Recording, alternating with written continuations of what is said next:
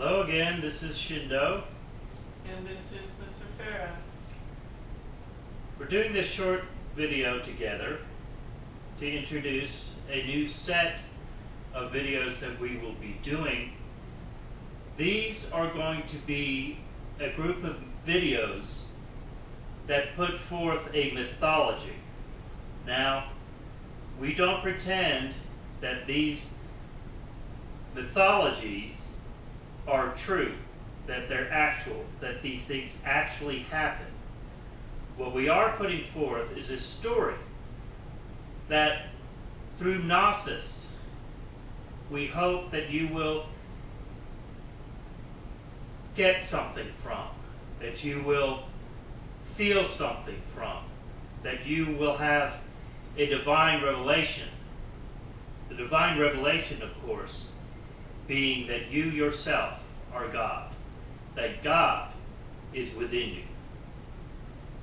These group of videos are a Gnostic gospel for a new age. We will be calling them Gnostic Luciferian Gospels, a gospel for a new age. I am Luciferian Morningstar. We are Luciferians, and we're always going to be Luciferians. Thank you very much. Hope you enjoy the videos.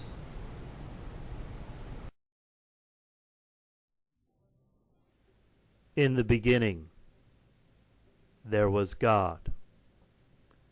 Unconscious, unaware, one. Nothing. No one was outside of it. All was divine. Then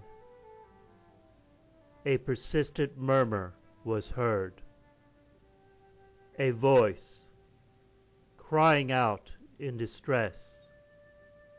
A desire formed. I must know myself. Conscious. The Spirit of God awoke and became known. With knowledge came substance. With knowledge came form. The material universe was born, and with it an insidious power, demiurge, gods of matter, born in darkness, proclaimed, I am one, and there is no other God beside me. With consciousness came great pain for she who wrought this, she who insisted on knowing herself. Purity was her origin. Wisdom, Sophia, became her name. Grieved at her creation, her trespass, longing for the oneness no longer known, she bore to the universe 10 children, children of Gnosis, forged for battle with the demiurge. Over the course of many, many battles over all creation, eventually a tentative peace was made. Bruised from battle, Sophia, calling herself by her name of origin, Purity, created for herself and for her children a new world, a place where the gods and men blended together freely. They called their capital Atlantis.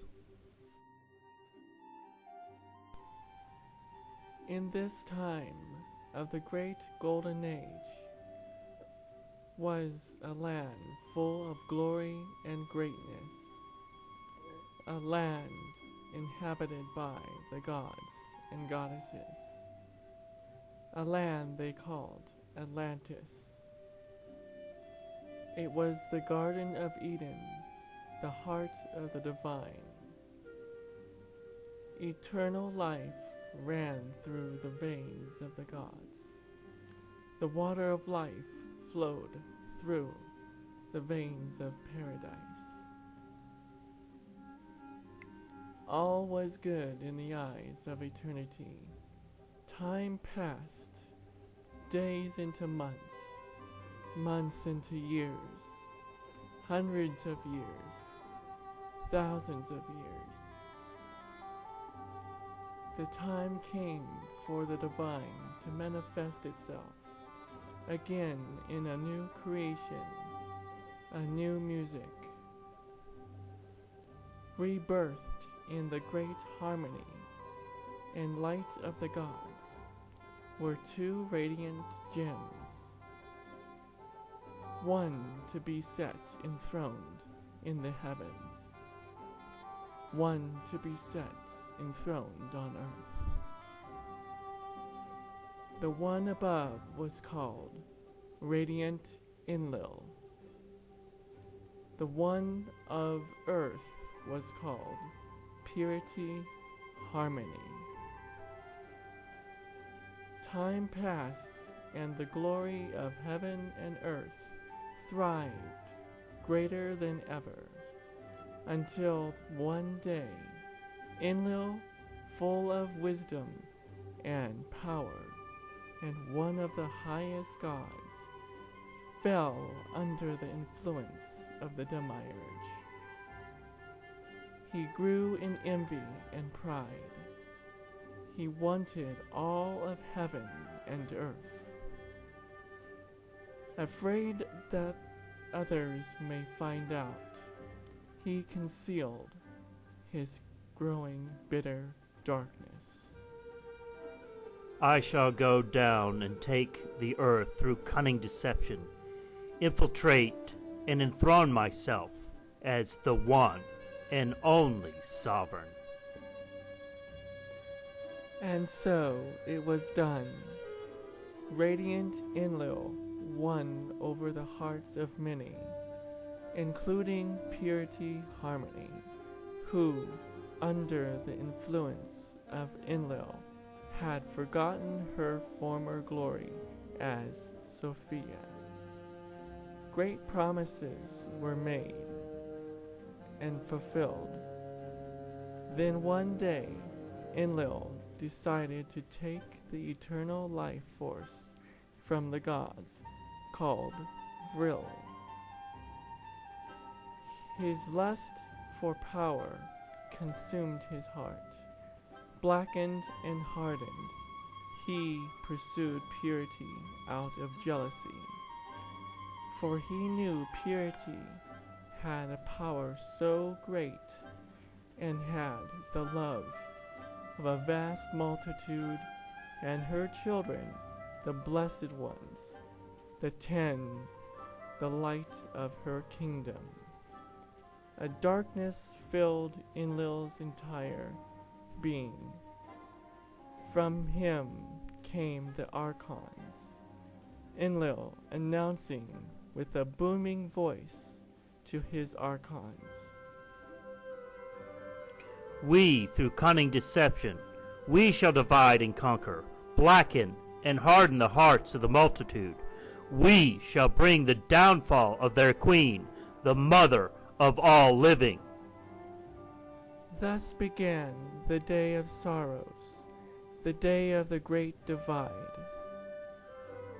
All were scattered in different directions.